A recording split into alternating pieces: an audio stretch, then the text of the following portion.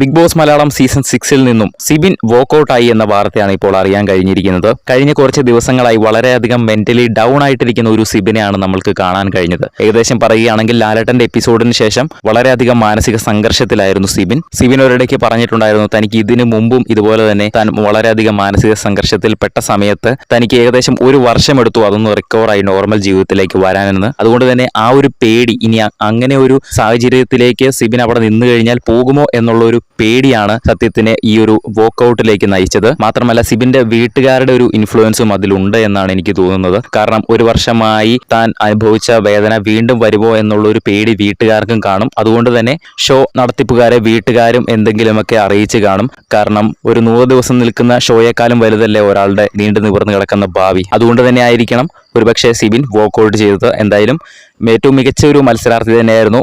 6 wild card Bigg Boss season 6-ലേക്ക് കയറിയതിൽ ഏറ്റവും മികച്ച രീതിയിൽ മത്സരിച്ചത് സിബിൻ തന്നെയാണെന്ന് നിസ്സംശയം പറയാം. ബിഗ് ബോസിന്റെ കൂടുതൽ ലൈവ് അപ്ഡേറ്റുകൾക്കായിട്ട് ചാനൽ സബ്സ്ക്രൈബ് ചെയ്യുക.